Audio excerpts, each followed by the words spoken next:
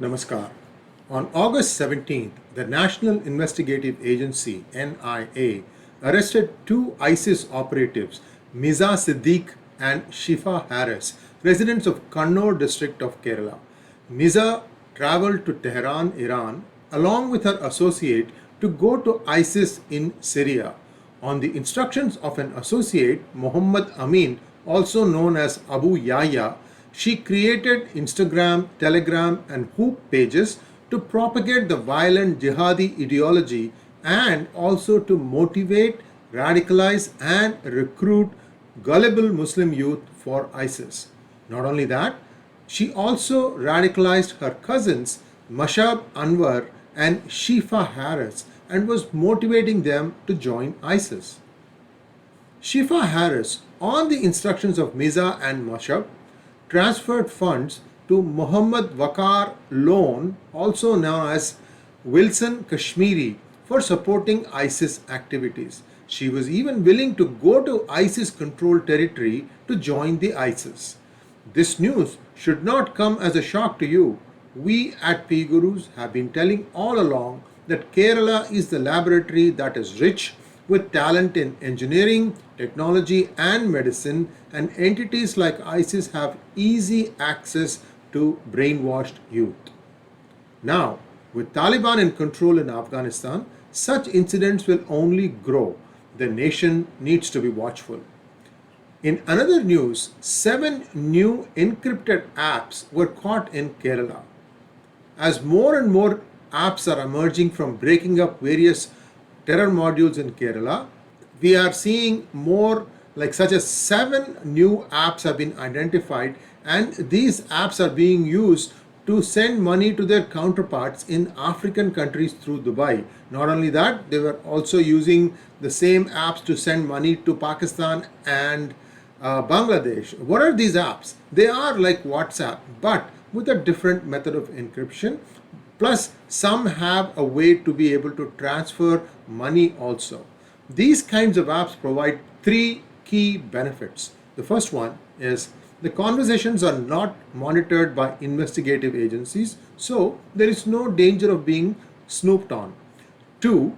Plans to launder money, plot acts of violence can be freely discussed, and mayhem and destruction can be coordinated from outside of India by countries inimical to India with no fear of getting caught.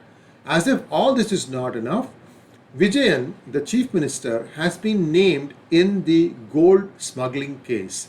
In what can only be more damaging news for Chief Minister Pinarayi Vijayan, he has been named by the customs in its show cause notice on gold smuggling. Remember the detailed stories that appeared in PGurus on a public relations officer, Swapna, and how she was caught smuggling gold into Kerala from UAE? At that time, the name of the Chief Secretary, Shivashankaran, had surfaced, but now it is shown to be a much bigger problem for the CPIM government. The then Speaker P. Sree Ramakrishnan and CM Pinarayi Vijayan are also named. So what will happen? In my opinion, the best case scenario is that Vijayan would resign, the concerned diplomats will be recalled to the United Arab Emirates, and India might extract a concession or two from the UAE.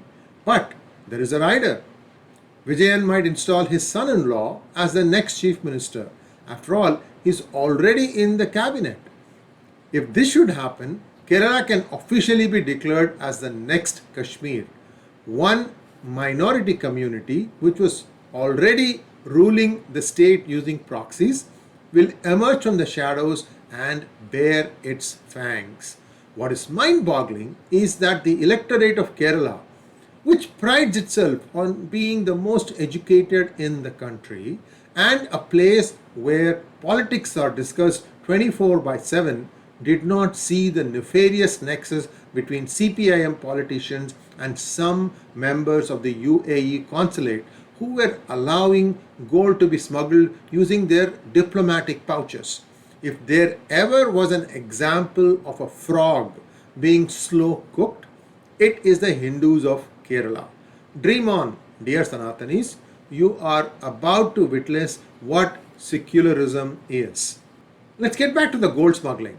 After a brief hiatus, gold smuggling will resume. We forget that UAE is so prosperous today because of short-sighted policies of India until PV Narasimha Rao came along on taxing imports heavily. India's love for gold and a stupid Congress which was hell-bent on implementing socialism ensured that all gold from the world came into the UAE and then got smuggled into India. The solution?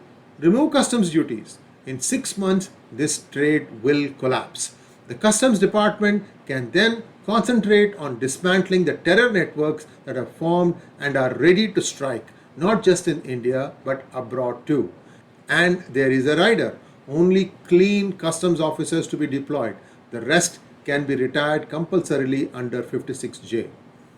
Where will the funding for all this come, you ask? Well, you can read my book, Who Painted My Money White. It is described in great detail there. Thanks for watching. Do subscribe to our channel and namaskar.